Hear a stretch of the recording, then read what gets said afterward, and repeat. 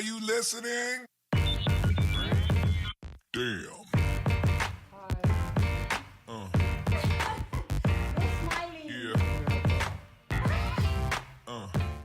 The big guns are in the studio in the Business of Influence podcast with me, Leroy Mark. We have Mr. Maseda Ratshikuni, who is part of the Nedbank group, but he is the executive in charge of marketing, PR, and communications for the Africa region. Did I do it properly? You did properly. That's it. Whew! I used to work at Nedbank, so I need to make sure I do it properly and they don't close my account over there. Thank you so much for joining us. No, good to be here as well.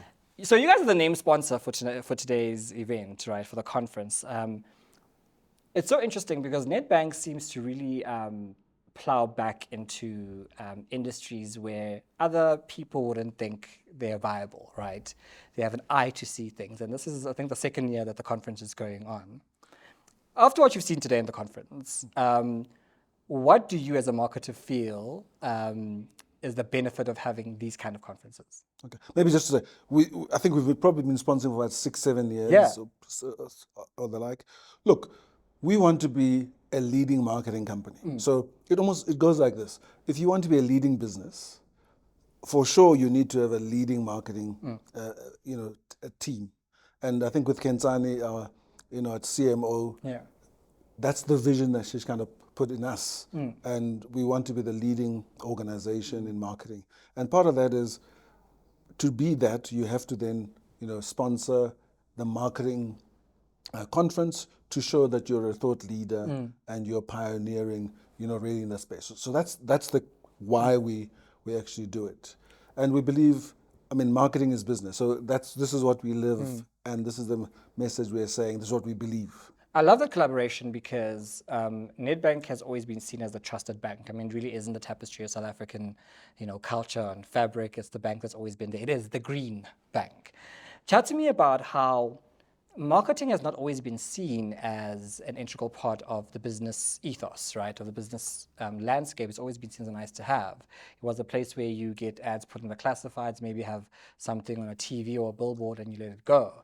But it seems that Nedbank is really championing the cause to move it forward to become more than just a nice to have, but an integral part of the business landscape. Look, as I said, for a business, any brand, you can name any brand you want globally, from Apple to Nike, all of that stuff. It's almost a chicken and egg thing, I say. Without good marketing, good branding, you can't really be successful. In fact, there isn't a successful business without a good brand. Yeah. So I think that's the ethos what we believe. In financial services and the service industry, it's a much, much more difficult thing to have marketing leading. In other businesses, so FMCG, which is where I started, yes, the marketing people are the leaders there. So it's something that we've had to fight to make sure that we are sitting at the table and having discussions, with the rest of the executive team. So, but it's a very, very important part. It's from two sides. Okay. First of all, we, the marketers, have got to believe that. We've got to live that. We've got to understand the business. Banking is about risk. Yeah. And so often it's the people in the risk and compliance that are, key leaders. So it's about how do we get the right balance and understand that, that side of the business too, the finance side as well. So once we are business people, it makes it much easier to convince the other people. Our business counterparts, and I don't normally like to say it that way because it almost makes as if marketers are not business people. The others, yeah.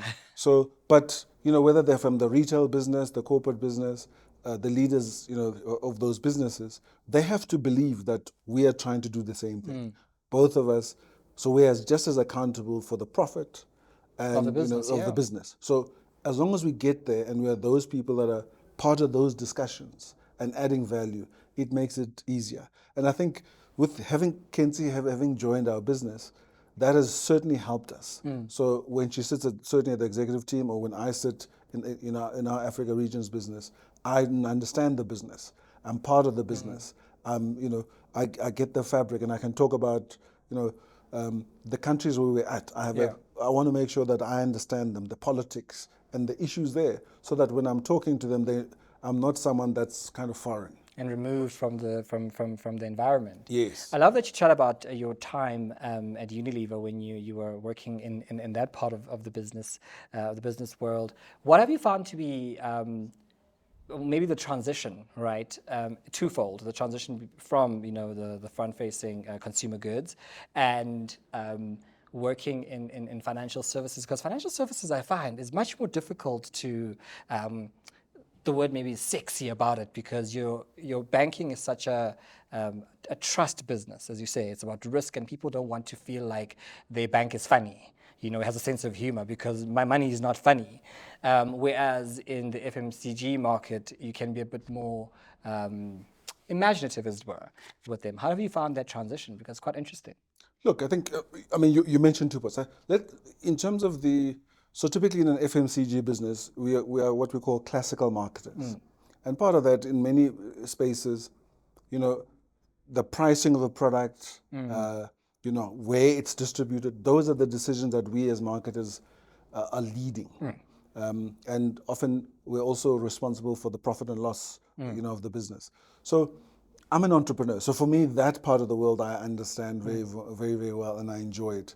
I've been fortunate in my transition. I was at Kimberly-Clark as well. In my transition to Nedbank, and I've almost had that kind of business where I understood the business and how you're driving it. And so it made it so much easier. The struggle was then you're no longer the lead. Yes. And I think part of that, how I've kind of gone through it, is to make sure that I understand the business as much as the commercial people or the finance people or the risk and compliance people, and understand what their side of the business means. Because I think once you do that, then it makes it much easier. For some people, marketing is just the pictures or the communication that you write to send out, or the speeches that the Father's Day card, the Christmas card. So if that's how you see marketing, you cheapen what the marketing people are supposed to be bringing to the table. So any ad or campaign that we put out there, we've got to be responsible to understand, is it delivering? Look, in the new world with digital, you certainly have much more information, and you can almost say, I put this ad on, in any platform. What did it deliver? So that's certainly much better now, I think, where marketing is. But I think one must always be front and center in understanding, the business. Yeah. The second thing I wanted to pick up, look, I think you can be. Look, you don't want a boring bank. Yeah. You also want a bank. I think in the past we've had Eugene. Yes. As part of the comedian. Eugene. Yes, if you remember. But the key is making sure that, I think the learning from that kind of campaign was making sure that when you bring a comedian as part of a campaign, make sure their role is clear. Yes. They're not.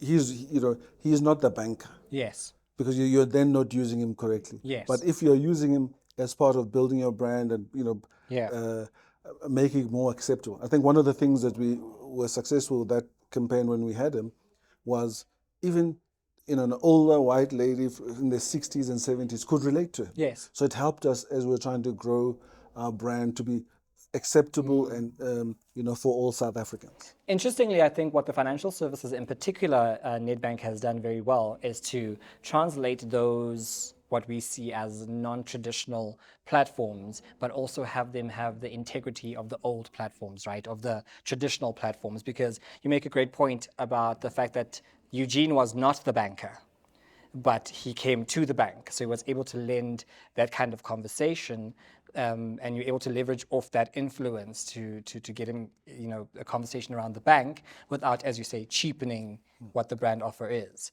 I'm interested in understanding then, where does, in your mind, the world of influencer marketing and content creation and digital come in, especially because a big part of it is releasing a lot of the brand equity to an influencer and a content creator and saying, go speak on our behalf.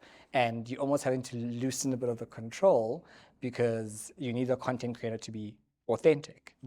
Look, I think, one of the speakers was talking about, it's very important to get authenticity and creativity. So for you to be successful with influencers, yes, just like I was talking about with Eugene, you got to let them be who they are, True. because that's the reason why you have them. Obviously, you should have the key is whoever you choose must be must you know resonate or work with Absolutely. your brand. You don't want someone that obviously doesn't add to your Yeah. brand or who's anti. So as long as they align with your brand and what they're doing, that's great. Then let them be them, and they can actually come up often with better ways of trying to take your message. Yeah. Don't make them bankers. Yeah.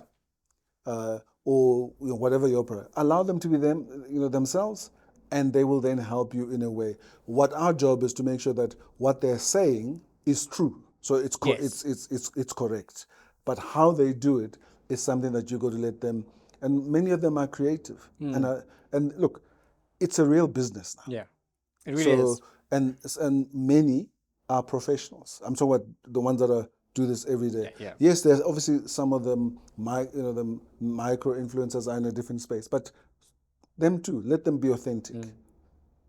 I think with the authenticity matrix and the search for mind share to be part of people's minds, it is very difficult to differentiate yourself, especially in the white noise of the internet, because as much as everyone is there, the issue is everyone is there, so the noise can be quite overwhelming. You mentioned about the rest of Africa and some of the other regions where Nedbank operates in, but also where you're telling the brand story there. I'm interested to know how are you seeing your role as a marketer reflected in those regions? Are we on par? Is Africa really moving forward to understanding how big marketing can be for the brands, or is there a skew in who's picking up that marketing is not just a nice to have anymore? It's a big part of the business landscape. Look, the key thing is, as you go to different markets, so every market, you have to convince those individuals to understand the role of marketing, how it works, and how it can contribute to the business. So that's a battle. I think as marketers, you've got to be ready to fight, and you're contributing at the table. Look, the Nedbank brand, the way we, in the countries where we're at, we have to allow it to be local. Yes. In fact, the word that they now use is called multi-local. Okay. So allow it to be local, so that if Musutu is in Lesotho, Yes. even though the brand is of South African origin, it must still feel as if this is a brand that understands Lesotho, cares for Lesotho, and they can relate, to it without being out. It's a South African, brand. So I think that's the trick. Be multi-local, so that people feel as if, wow. I mean, if you think about it this way, like a Nike. I mean, when I travel the continent, I see Manchester United, Nike, just shirts in the deep rural Corners of areas. Africa, yeah. Yes. So you have to then say, how can those brands be so accepted in the deep rural, African continent? It's because people can relate to them, and it doesn't matter where you come from. As long as your brands resonates with people, people can relate to it, and the story that you're telling is a human story. I think then people, will accept brands. How you then execute that is the key to make sure that, in different countries, it's absolutely, it's something that can resonate. Our current brand campaign that we did digital, across the breadth of the countries where we're at, people love it because it's about the time value of money, and that's a thing that resonates Everyone. with everybody. I think what Nedbank has done very well is to really inculcate a culture of quietly observing, gathering the data, and then creating brand value that speaks to South Africans who understand that you must hear me first before you're able to market to me. And I think that's where the sweet spot is. My final parting question would be then, when we're looking at the financial services sector and South Africa as a growing fintech and financial market, there's so much happening on a daily basis that we are almost overwhelmed, with how things are going. There's lots of new entrants into the business and. How do we as marketers keep our clients happy but also appeal to new clients when we see just how the industry is just really, an influx of new players? Look, I think South Africa is a very competitive market, certainly in the banking side. If I just talk about just maybe 2 or 3 countries, just to kind of give you a different flavor. In Zimbabwe, as an example, what we call the telecoms companies, or the mobile money providers. So in Lesotho it would be M-Pesa, very strong there. EcoCash or Cassava FinTech in Zimbabwe. They are the dominant players in terms of their, the number of people that actually use, their services. Yeah. Yes, they still need banks. And so one of the things, if you take banks and fintechs, I think we're in that space now where we can cooperate. We're not competing to make sure that the fintechs are not successful. We can find spaces where we can work together. Middle ground. And then, build for the future. We also accept the fact that if the mobile money providers have been able to increase financial inclusion, because, first of all, it was always been easier to actually, you put your you sign up very easy with your phone number, and then, you then got an account. Of course, now banks can do that, but the mobile money providers started this journey, to do that. So I think there's space for more and competition. And the truth is, if any sector is sleeping, another sector will displace it. And you can take it from taking pictures or video. Yes, the codecs, they had the first technology, but they didn't use it. They didn't see the new vision.